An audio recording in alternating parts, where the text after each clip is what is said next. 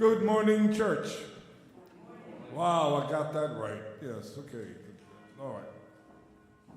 Very, very happy to see all of you today. This is a wonderful day. And we will begin with our special welcome. For those of you who are new to us, first time you're here, well, we have a little blue card.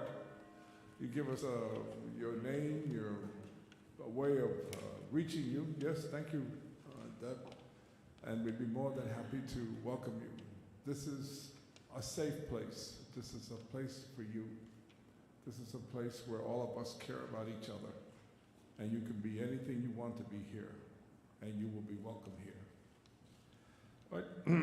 So now we're going to do the lighting of the chalice. All right? Yes? What do you think about this, the order of service? This is for Rochelle.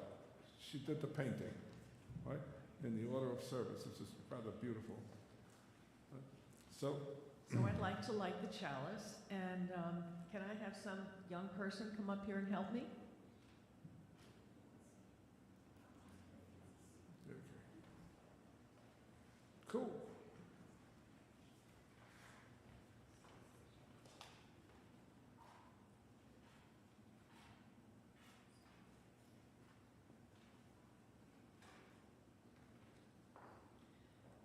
At times, our own light goes out and is rekindled by a spark from another person. Each of us has cause to think with great gratitude of those who have lighted the flame within us. And that is from Albert Schweitzer.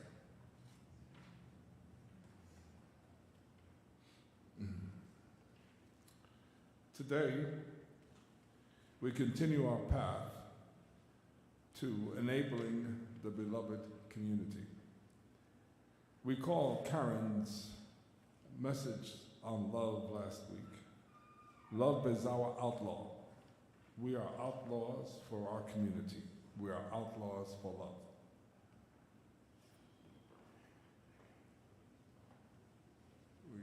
Our hymn now is number 205, Amazing Grace.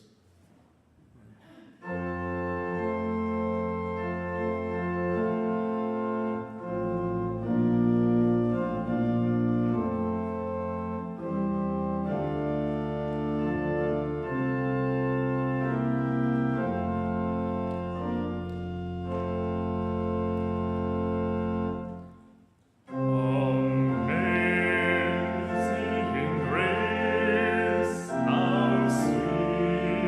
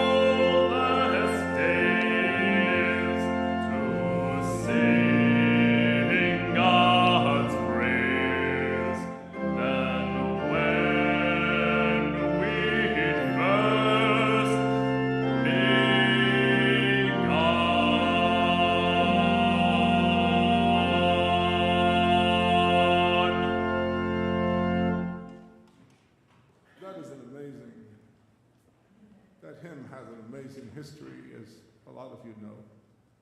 And I think right now is a wonderful time for all of you to greet each other and love and say to each other, I love you. And look at each other. You can say that. You can say I love you. It's perfectly all right. You get $17 if you do it. All right? All right? Say hello. Hello. Greet each other. Let everybody know that this is a safe place, that you care about them. All right? That's Carlton's up there all by himself. So wave at it. All right? All right? Okay. All right.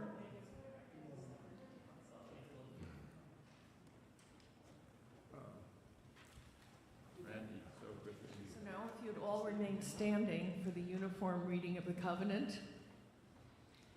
We come together as a religious community, upholding freedom of conscience, right relationships, and the inherent worth of all people. We value our diversity and pledge to care for one another in the spirit of compassion, to speak and listen to each other with respect, and to promote justice and kindness in the world.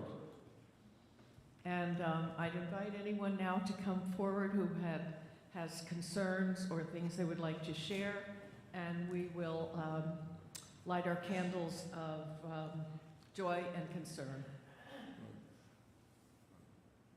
Nobody? Well, I actually have something to say. We've been, over the last week, collecting lots of things for the homeless. And downstairs, we have a whole collection of items, and we have bags. And I'd invite you to go down after the service, take a bag and pack it up. And then the Social Justice Committee will see about distributing them. Yeah. Thank you.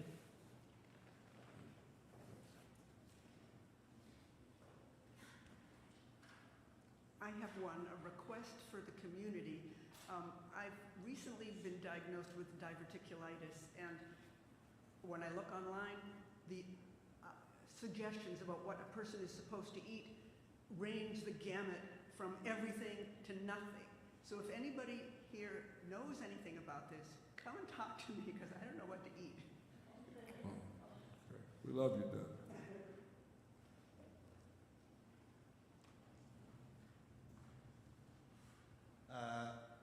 A woman I work with at the factory had to go to St. Luke's to have like a CAT scan of her knee because something was wrong with it.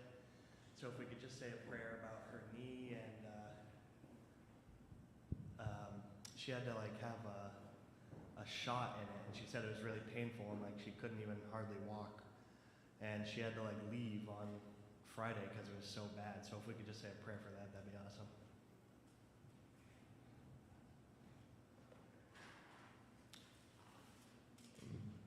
We have And now Eileen. I'll light 2 final candles for the joys and concerns of those of us struggling and holding things in our hearts. And we also 2 candles for people who have yet to find a loving community. And we do want to bless all of our congregants struggling with illness. We wish you love, joy, comfort, and recovery.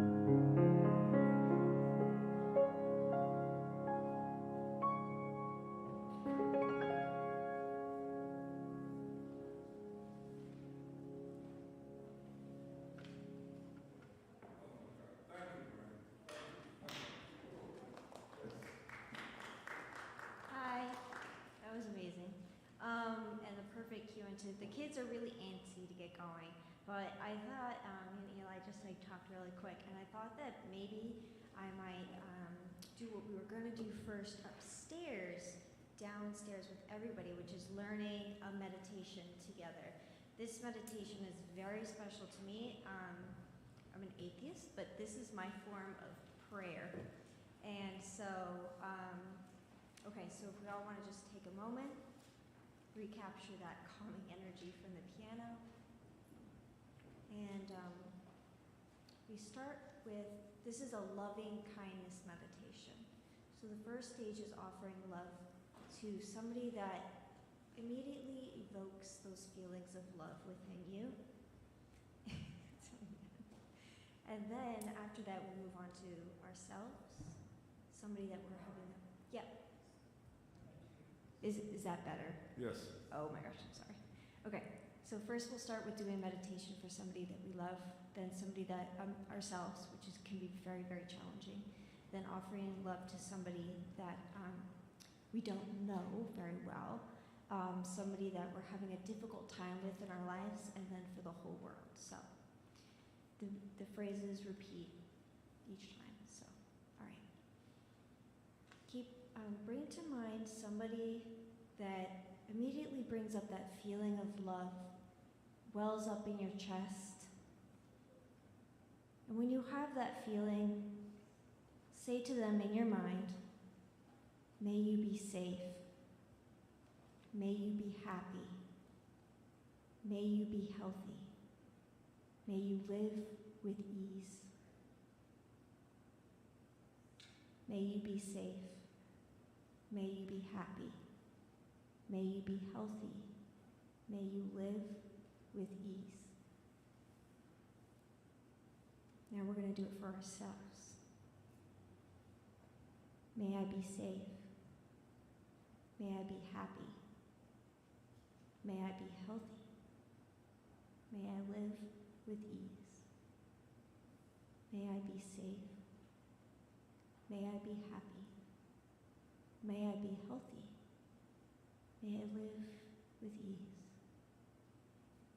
Now bring to mind somebody that you maybe see in passing at work or on the street, but that you don't know. And let's offer that person the same wishes. May you be safe. May you be healthy. May you be happy. May you live with ease. May you be safe. May you be happy. May you be healthy. May you live with ease. Now bring to mind somebody that you're perhaps having a challenging time with in your life right now, or where you just feel a hard time bringing those feelings of love for this person.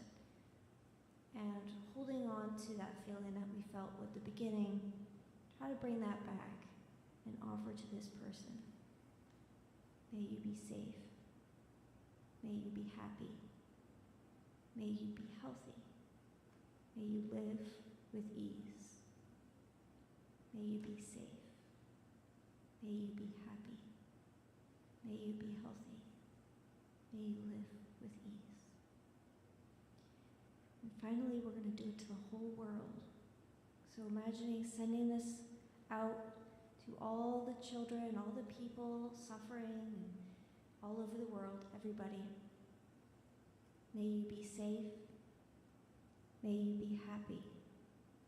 May you be healthy. May you live with ease. May you be safe. May you be happy.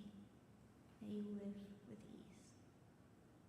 And I'm going to be using these words with the children as they leave after Sunday school each week, offering each one of them the same blessing as we go. So, thank you. Thank you, Maureen.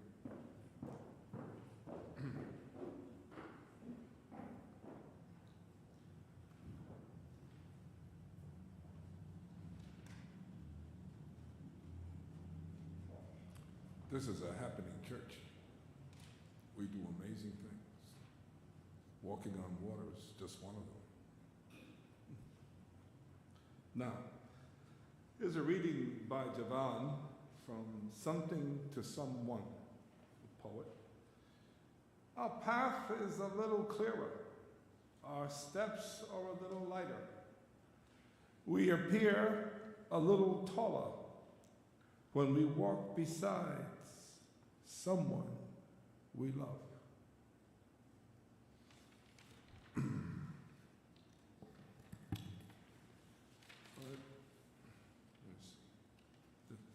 We've had a lot of iterations on this order of service, so trying to keep up. Yes, right. So, all right. Time for the prayer and meditation. To love is to invite the other to arise with you consensually. It is the making of another. It is the end of loneliness. To love is a terrifying thing, but it is wonderful. You're not alone when you love. You create another. Indeed. Let us think about this for a few moments, for 30 seconds, as we say in our program. Let us think about the joy of not being alone because we love.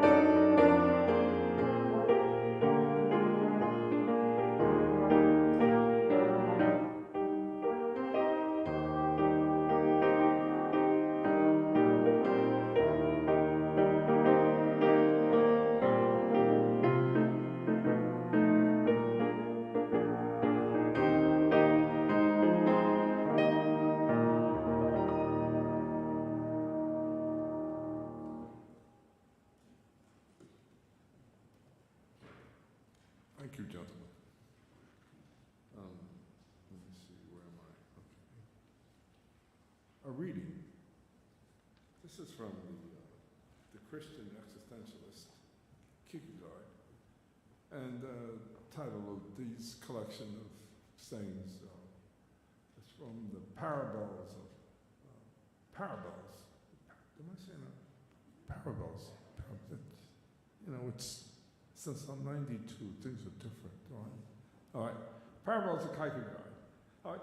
They say that love makes us blind, and by this they explain love. Interesting comment. In case a man goes into a dark room to fetch something, we are to reply to my advice, and he carry a light by saying, "The thing I am seeking is only a trifle. Therefore, I carry no light." And I say, Then I could understand him perfectly if he said this. On the other hand, when the same man takes me aside and confides to me in a mysterious manner that the thing he went to fetch was of utmost importance, and therefore he could do it blindly, I wonder how my poor mortal heart or head might be able to follow the high flight of this speech. Even if there were for the fear of offending him, I would refrain from laughter, though as soon as his back was turned, I could not help but laughing. But,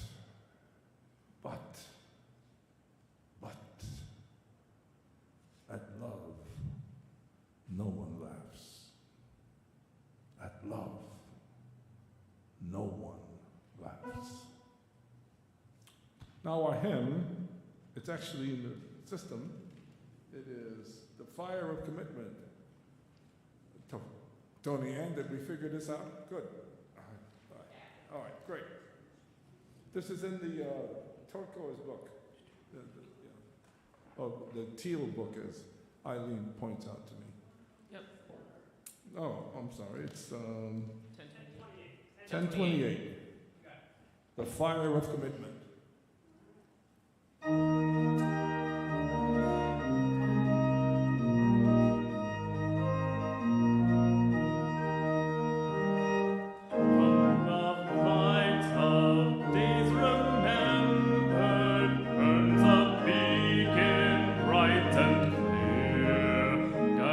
Hands and hearts and spirits into faith set free from fear.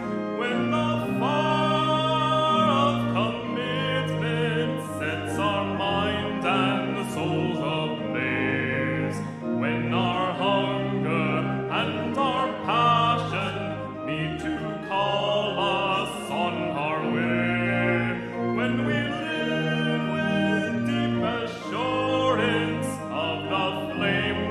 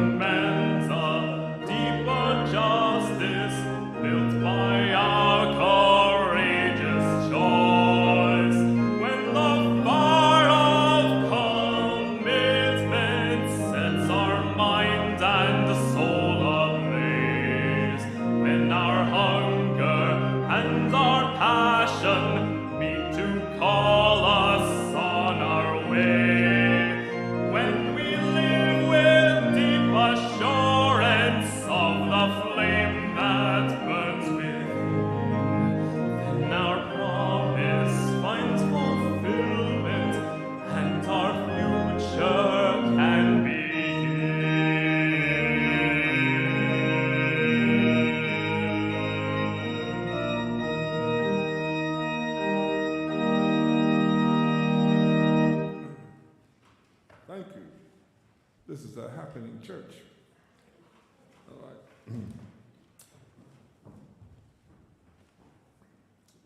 Okay, now this is the money time. All right, those of you who want to know about this. Lynn smiles. She says, okay. All right. Offertory words. Please help as you may, as you're able. Help the enabling of our beloved community any way you can. All gifts are welcome. Thank you. Sir?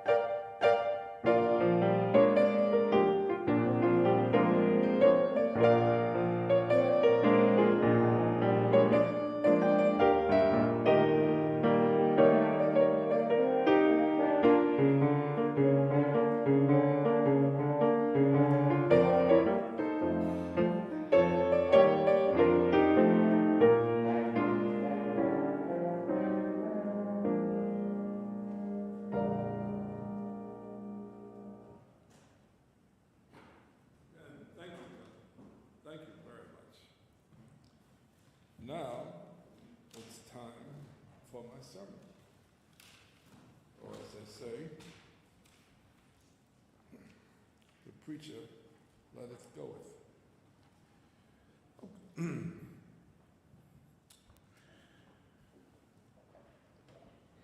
I thought about this sermon, given how we have committed ourselves to doing something about anti-racism, about enabling the beloved community, as Dr. King talked about, and how this church is moving forward. And I was thinking about this, and I struggled with what I was going to say. But I found an idea that helped me understand something. And that idea is all through this particular paper. I sent it all to you. I hope all of you received it. The one I sent you last night has some typos in it. I have fixed it. Don't look so sad, Eileen. It's going to be over soon. All right. No, I'm teasing you. All right. Now we begin. In our invitation to you, we mentioned the existence of God and the obstacle to loving your neighbor exercised by the evil of the lie of race. These are challenging ideas, and we tread carefully, lest we add to the confusion. So let us begin with the statement, racism is irrational madness. It is insane to practice white supremacy and privilege. Racism is not a natural disease for you to take antibiotics and other medications to cure.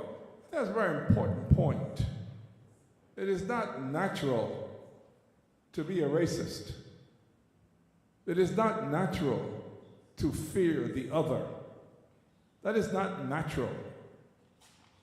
You are not made like that. Your DNA is not comprised of that. You were born in love. For those of you who want to go deeper into this, if you want to go into the physiology of all of this, the third brain is what enables love. The third brain commands love. Physiologists studied this at great length, and they came out with their papers in the 60s on this and in the 70s. And they saw that the difference, for example, between reptiles and mammals was the whole idea of love. You can have a crocodile and look at the crocodile's babies, baby crocodiles, and you can kill, unfortunately, the baby crocodiles, and the mother crocodile won't do anything about it. It doesn't faze her one way or another. But you do that to any mammal, and that mammal mother will fight you with everything she has. That's because of the third brain. We are made and built to love. That's us. So to practice racism is contrary to our genetic makeup. It is crazy. It generates insanity. So, how do we handle the question of racism? Well, you're not going to cure yourself of this cultural psychosis. That's not going to happen. Instead, you are going to dissolve it by claiming your humanity and bringing forth an existence never experienced. You're going to be free. You're going to be free. To some of you recall when apartheid ended in South Africa, all right? And the American reporters were interviewing people as everybody was celebrating. And this young white boy, he was, I guess, early 20s, and he was jumping up and down. So the reporter said to him, "Why are you so happy? Why are you so happy?" And he said, "Because we're free. We're free." Imagine if we could get rid of racism, how free we would feel, how we would be as human beings. All right, when swimming in the river of white supremacy, everything looks normal. If that's the river that you're in, if you are white, there is nothing particularly wrong. This is just the way things are. This is the way things are, natural. Oh, when someone points out a tree branch of brown or black color sticking in the water, we grab it and spend a moment putting it out of the way so the river is unimpaired. Sometimes this happens if you are black. You go out of your way to help the river. Think about Memphis. Looking inside. But first we examine our condition. What enables this sociopathic paralysis? What seduces you to embrace separation from your neighbor? What is the secret ingredient in the soup of existence that makes this madness work? How can you go on without drowning? Power, power, the ultimate aphrodisiac in evil's bag of tricks. Power, power.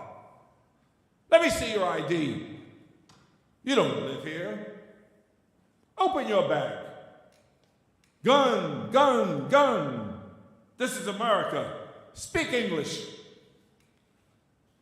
This is our congregation. You are welcome to join us, to be one of us, to be as we are, to enjoy our music and our way of life. You're welcome to swim in the river. Power, power, power. Doesn't it feel so good? Power. When I finished my military service, I began working on Wall Street. I aspired to management. I was impressed with the salary and the power to make decisions about my fellow workers' daily lives. I was seduced by the trappings. I wore three-piece suits. Can you imagine me in a three-piece suit? Had my hair continental. You know what I mean? Some of you know. Steve knows what I mean by having haircut continental style. We're old enough to remember that. All right? Okay? And I wore wingtips from Stacey Adams. Those of you may know what that is. And then I enjoyed being called Mr. Dorsey, Mr. Dorsey, I enjoyed that. I was on Wall Street, big time. And every so often, the N-word was thrown about. And of course, whites on the job had to tell me their Negro jokes. Oh, they did.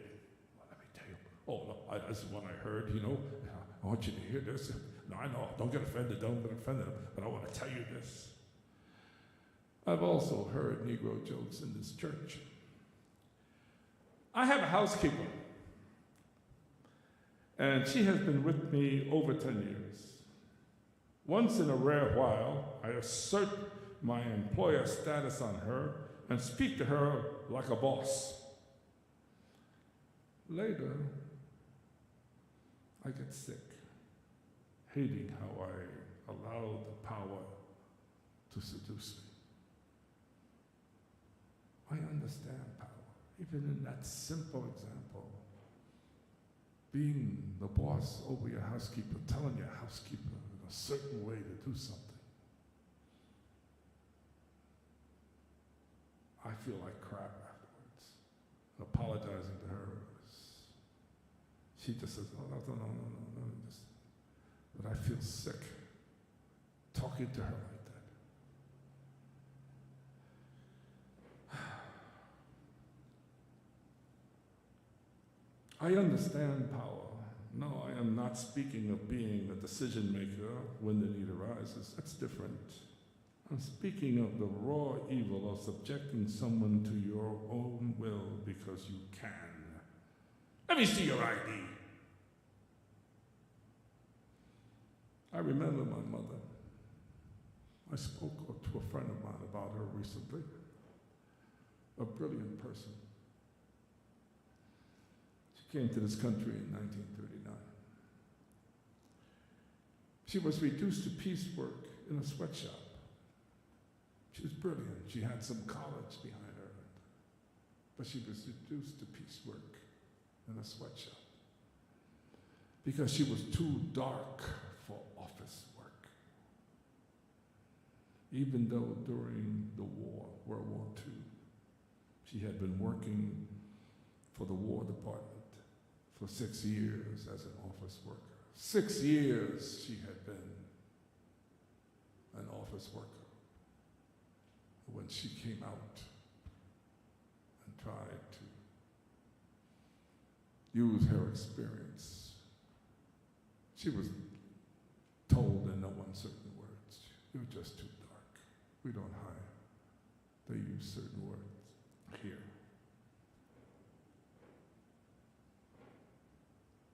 God and you. But we have teased you with God not being black. White supremacy needs skyhooks to anchor its ignorance. You must be convinced that the way things are normal.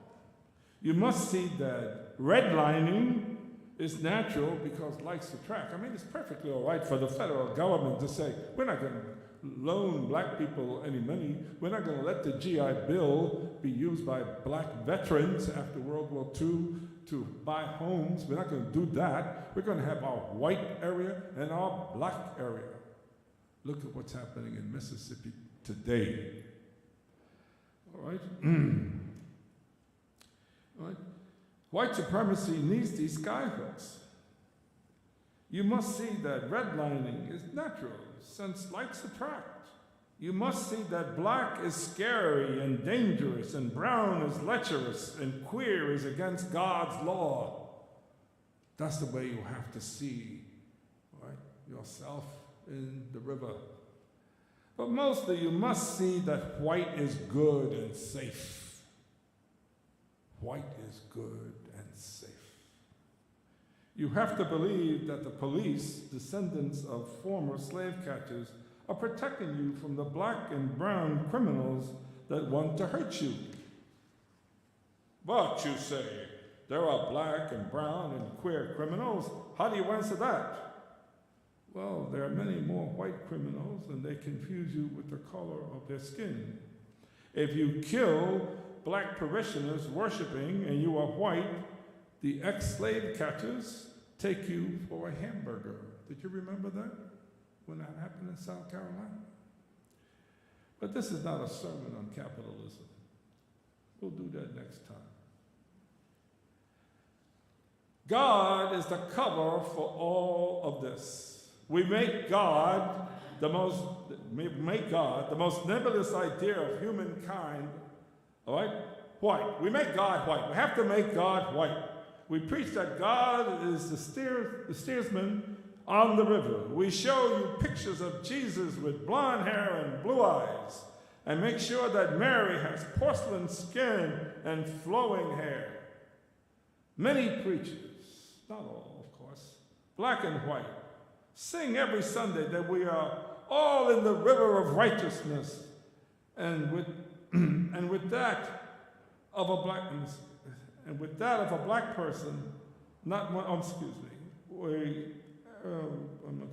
Many preachers, black and white, sing every Sunday that we are all in the river of righteousness, and to disrupt the flow is blasphemy. God is white. White, white, white, white, white.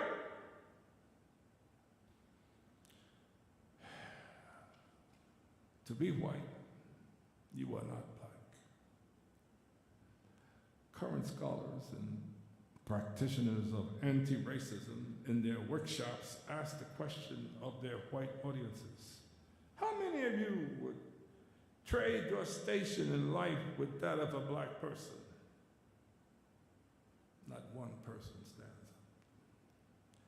This is evidence that white people know they are traveling in the river. Some, like many in this congregation, hate the river. Hate the river. They want to get out. They want to be on the shore walking with their fellow black and brown humans. But they do not know how to get out of the river. The river is everywhere. And I have run out of time. Right? It's 9 o'clock. It's telling me I've run out of time. Oh, you should carry me. You better not exceed 15 minutes. Right. So, I leave you the curse to read. I enjoy reading the curse. It's another 5 pages, so you know that's another half hour. Okay, so I'm going to have to say goodbye, see you later, but I can't read it. You guys will throw rocks at me because I go over the 15 minutes. So I want to leave you with the last sentence in the curse.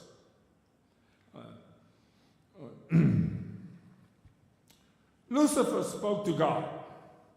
What have you done? What madness came upon you to do such a thing? Was not the debacle of Eden enough for you? Now you must curse them too. But God was silent. Lucifer turned away in disgust, and the angels all looked away. God's impotence was too much to bear. All order was gone, and it appeared as if the error in the universe would stay. Then came a voice. It was my favorite character, Job's. So Job spoke. This is not new. God has been impotent before, and we overcame it. We will save God again, and the universe will be whole once more. Remember, God did not invent love. We did. We did. And with that message and the death of George Floyd, the curse began to lift. That's it. That's it. I did my 15 minutes. All right. Should read the curse. Read the curse. We can talk about it at another time. It's something that we just don't have enough time for it. Right? So.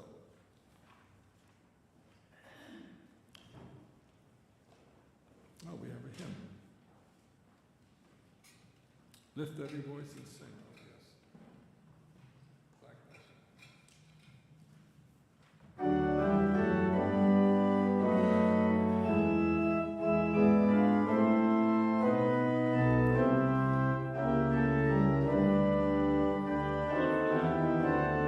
Number 149. Lift every voice and sing till earth and heaven